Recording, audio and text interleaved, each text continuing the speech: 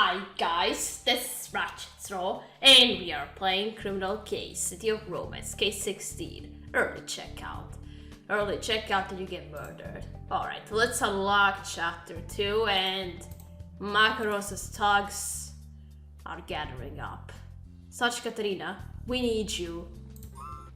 Brigadier Bonnet, what seems to be the matter? It's Macaron's thugs. They surrounded the hotel where he was murdered. You gotta get over there. Now. Okay. We are ready. Antone Macaron, we salute you and hereby swear to avenge your death. Long live the pigeons and rats! Bang bang. Nice job, dudes. Splat. Ha. So much for the pigeons living long. As for you rats, I'll be confiscating those guns. And it's best if you leave us to avenge Macaron's death. Take a sis. Take a guess. Whatever. Fine, we'll go. But you better find our great leaders as killers soon, or we'll be taking justice into our own hands.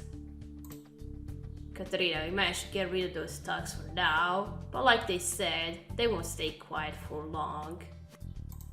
So we better get going in our investigation, starting with taking a look around the goddess outside the hotel. Allez hop.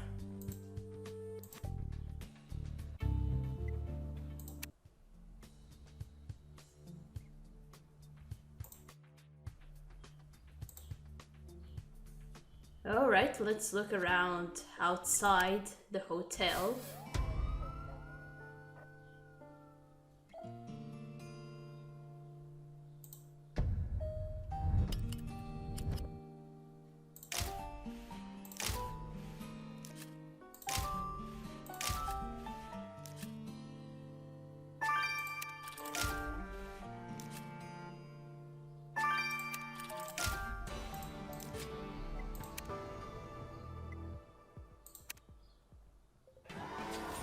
This is Macaron's prison release bag, Katerina. It'll have everything we had on him when he was arrested. We have to look through it. And here's a visitor's book for the hotel where people can write messages for the guests. A rather old-fashioned method, don't you think? Well, this writing messages, I think it is. More importantly, someone wrote a message for Macaron, but it's all faded. Maybe die pig again? We'll need your dusty key to recover what's written. Excuse me, I'm afraid the hotel is closed until further... Cody? Oh, you work here, dude? Hugo?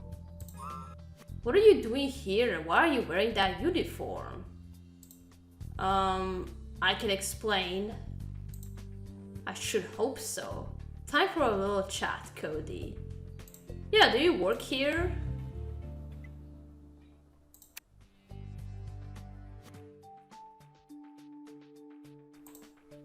Alright, let's look through the visitor's book.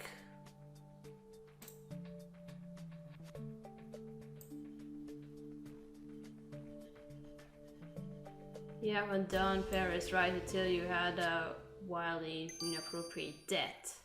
Oh. God! The message for Macaron in the hotel visitor's book says you haven't done Paris right until you had a wildly inappropriate death. Knowing how wildly inappropriate our victim's death was, this strand must have been written by the killer. The turn of phrase is strange, I agree. The chief's good at word games. Let's see if he can figure it out. Okay.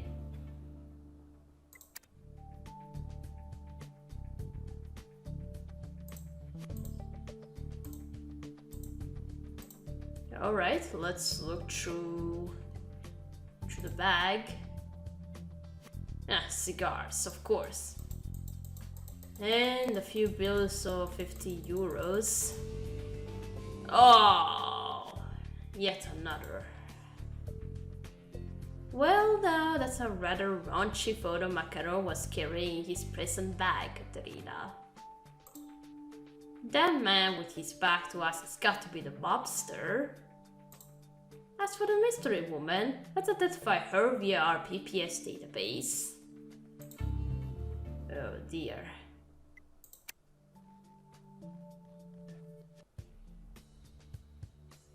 No, let's identify this woman before talking to Cody.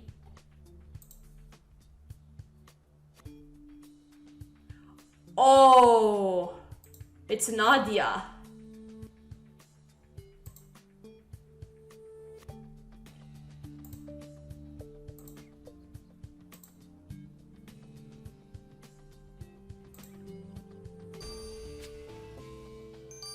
Oh, well, we know what Nadia does. What the? That woman in the photo with Macaron is our very own coroner when she was younger.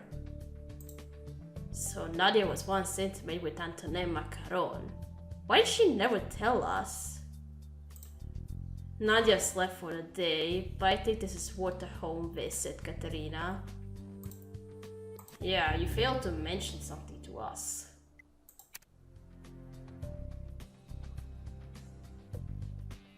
Alright, first let's go to Cody. What are you doing here? Hello, Cody. Tell us why you're dressed in such a manner.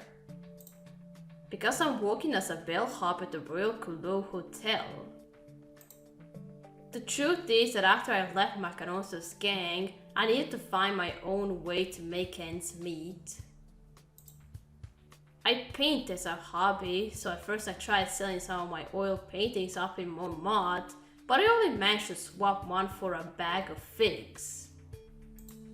Eventually I got this gig at the hotel. It doesn't pay much, but at least I can afford to buy presents for my fiancée Eleonora once in a while. Does your sister know about all this? No, and I prefer to keep it that way. I don't want her to worry. Oh, I just realized you must be here to investigate Antonin Macaron's murder. Indeed we are. Did you see or hear anything that could help us? Afraid not. My shift only started after he was killed. Katerina, I had my beef with Macaron, but no one deserves to be murdered. I hope you find the person who did it. Okay.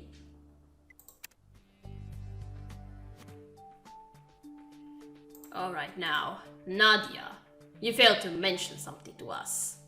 Nadia, I thought we told each other everything concerning our sexcapades, no matter how bizarre or embarrassing. Of course we do. So why did you fail to mention your dalliance with Antonin Macaron? Purée, I should have known you'd find out about that. Listen, it was a very, very long time ago. I was a silly little girl fresh out of university and besotted with disciplining bad boys like Macaron. In any case, it was a short-lived thing that I didn't think worth mentioning, especially since I know you despise the man. Well, Nadia, Macaron was carrying your photo on him when he went to prison, so perhaps his feelings ran deeper than yours. You're probably right, but then again, he's one of many men who harbor feelings for me. I'm sorry for hiding this information from you. I hope you can forgive me, Hugo. Short while later. Katerina, I still can't believe that Nadia had a fling with my sworn enemy. But that was a long time ago, so I only hope that she wasn't lying when she said it was over a long time ago. You're right, Nadia mentioned that she liked oil painting during Macaron's autopsy. I better add it to her suspect profile.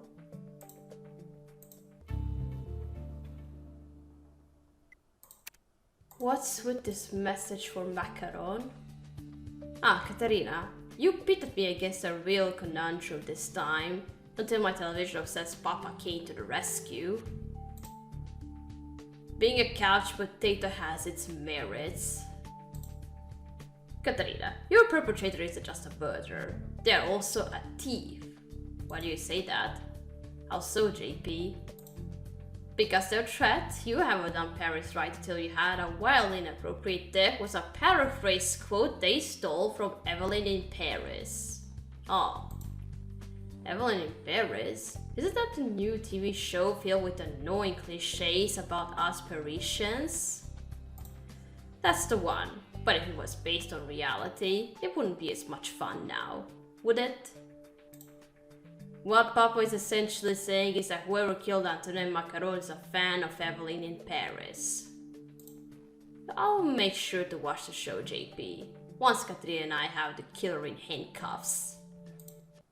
Which is precisely why we must leave you now to take another look around the sushi restaurant where Macaron dined earlier today.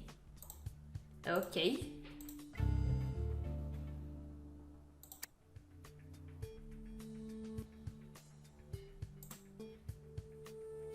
Let's look around the sushi restaurant again.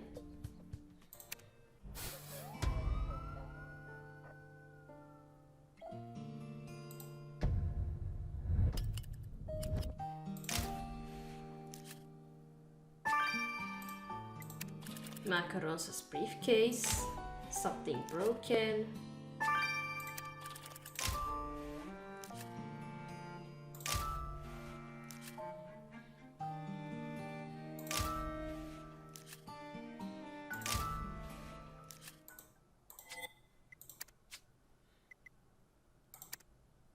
The music stopped. And it's going again.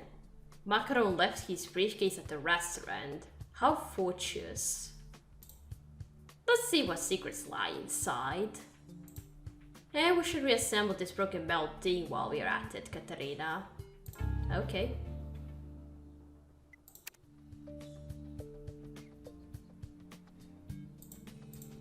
Alright, let's unlock the briefcase.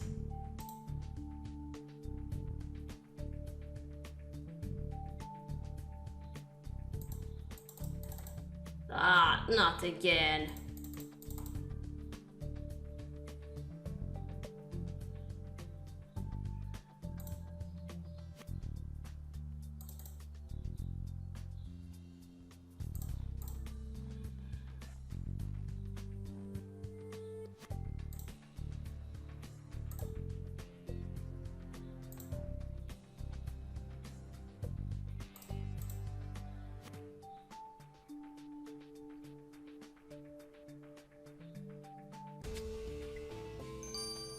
What's this file?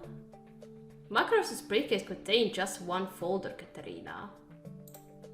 It's labeled for Antoine Macaron, lawsuit info. Was this a lawsuit against the mob boss, or vice versa? Katarina, I have to admit I've become rather allergic to legal documents ever since my divorce. Let's ask Emil to read through the file instead. Well, if there's a lot of things to do, then we're gonna hand it to Emil to read. Alright, here we go. Okay, now let's restore these metal pieces.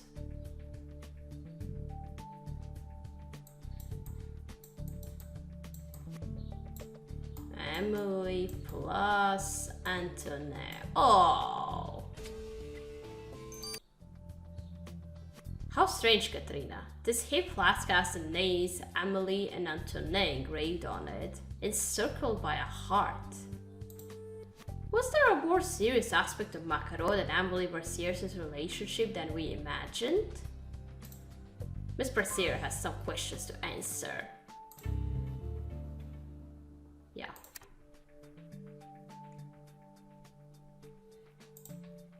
Alright, let's go to Emily. You failed to mention something to us. Miss Mercier, we thought Antoine Macaron was your client, not your lover. So, what is the meaning of the inscription on this hip flask? I didn't intend to fall in love with Antoine such, Katarina, but when have we humans ever been able to control our hearts? Antoine claimed that he loved me too, and promised he'd make us official as soon as he got out of prison. He said I'd be able to become a lady of leisure, doing nothing but oil painting and eating figs all day long. So I went to meet him at the hotel today. But as soon as the jerk got his happy ending, he booted me out without paying me a single centime. He was just using me for free sex. That's when I realized that life was never perfect like in Evelyn in Paris. My love for macaron turned to hate there and then. I'm deeply sorry that macaron used you in such a way, Miss Brasier. But I'm afraid that it won't stand as a defense if we discover you killed him. Oh, it could be you. What's this lawsuit dossier about? Hey, Evil. How are you doing this fine evening? Well, I spent most of it tinkering with the Lover app, trying to delve deeper into that fake account for Gerard Roquefort. Ah yes, with all this macaron business, I completely forgotten about the imposter account involving our president. Yes, well, it's probably best since I haven't got anything new to tell you. However, what I have discovered through the file that you sent me is that there's a link between Lover and Antonin Macaron. Oh, do tell us about that. Quoi? How so? It turns out the lawsuit was filed against Macaron by none other than Sami Malouf, Lover's CEO. But Malouf told us he had no idea who Macaron was. He lied to us. Then he was clearly lying to you. Unfortunately, some documents were missing from the dossier, so I can't tell you what the dispute was about. Then we must obtain the information from the horse's mouth. Let's speak to Malouf, Katerina. Yeah. You're very suspicious to me, buddy.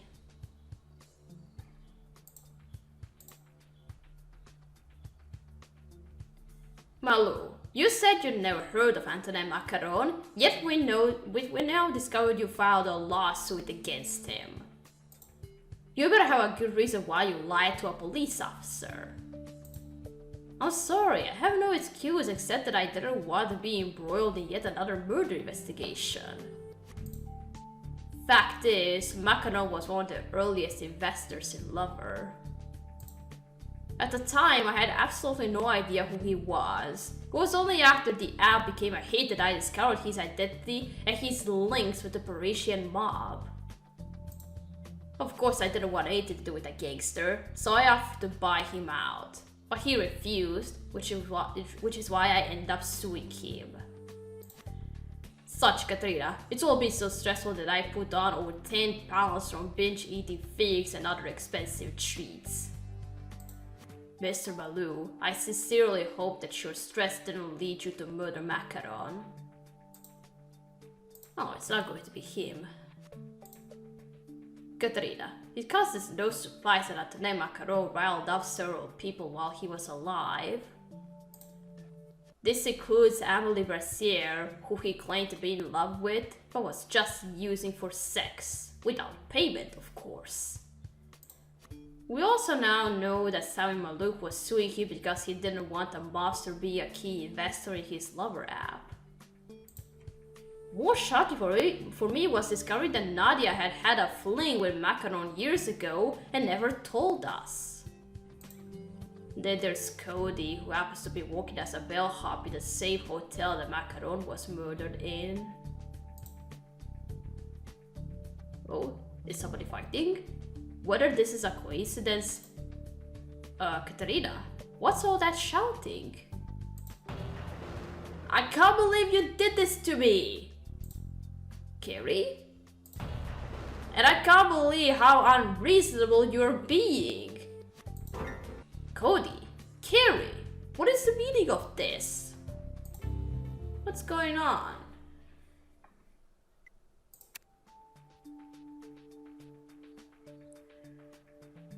We're gonna stop here, we're gonna continue playing in chapter 3. So, thank you for watching. Don't leave a like to this video, and I'll see you again. Goodbye!